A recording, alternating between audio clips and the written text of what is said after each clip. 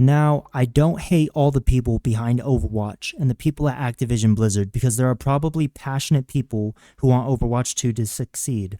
No, I'm talking about the greedy people that ran Overwatch through the ground.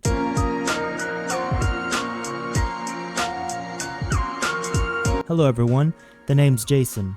Overwatch Classic is depressing gave me inspiration to make this video, and I thought I might give my 2 cents as well from the perspective of someone who has only played Overwatch 2.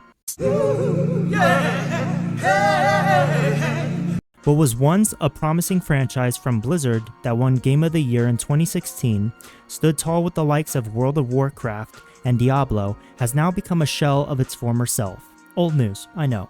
From terrible matchmaking all the way to the promises that they cancelled 7 months after it launched. From the decline to non-existent content of character lore and the cancellation of an Overwatch TV show.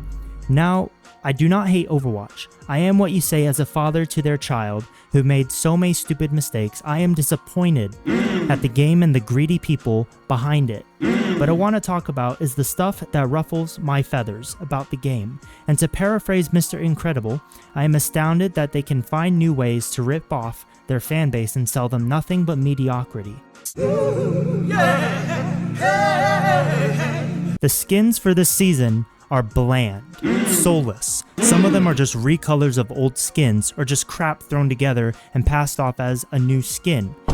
For example, the Junkrat skin from Season 11 where it was a lifeguard skin. It was just basically Beach Rat mixed up with, his Overwatch 2 default skin and just a lifeguard hat. And they just passed it off as a new skin. Another skin that was lazily created was the May Witch skin for the Spellbinder Season Battle Pass. And I'm also talking about the Neon Streets Tracer and Junk skin. And we all know where the creativity and fresh designs went to for that bundle. And as someone who likes May, I love it. But that's not the subject of this video.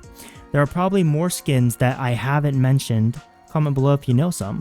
And don't get me started on that Sombra skin, a recolor of the cat skin. Honestly, I just wonder what these people were thinking.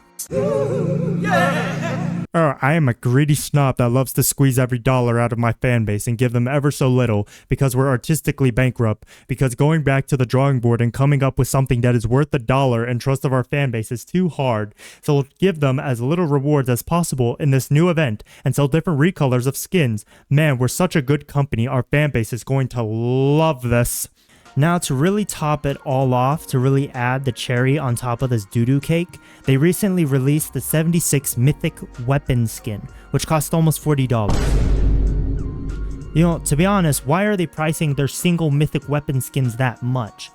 Now I get it, the bundle also has, 20 tier Battle Pass skips, but the Battle Pass is just so unfulfilling. Like, what's the point of pricing it to that when all of the rewards are unfulfilling? We'll get to that in a couple of seconds.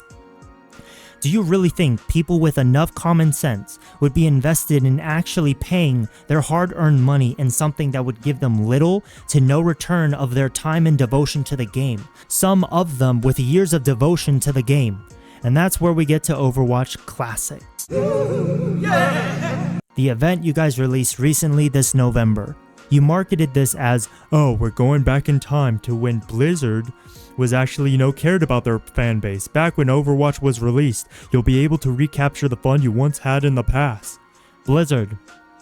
This is one of the most depressing events I have ever experienced, because as someone who hasn't played Overwatch 1, Overwatch Classic is more fun than Overwatch 2. The most fun I've had playing Overwatch was playing Overwatch Classic. It's not a good thing that one of your consumers is having more fun playing the Classic when it's an event in a quote-unquote sequel game. And these event rewards are not it. You only give your consumers one spray, a player icon, a name card, and a player title with the title of 6v6 Enthusiast. Honestly, make it make sense. The Null Sector event and the K-pop collaboration event had much better rewards than this. Why such a decline of good and fulfilling event rewards? Honestly, it just goes to show what Blizzard and Activision feel about the fans of Overwatch with the amount of crap they give to their player base.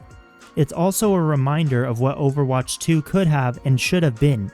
a separate video game that built upon the original with a working PvE story mode and a unique talent system for each character, with new characters and new lore in future seasons.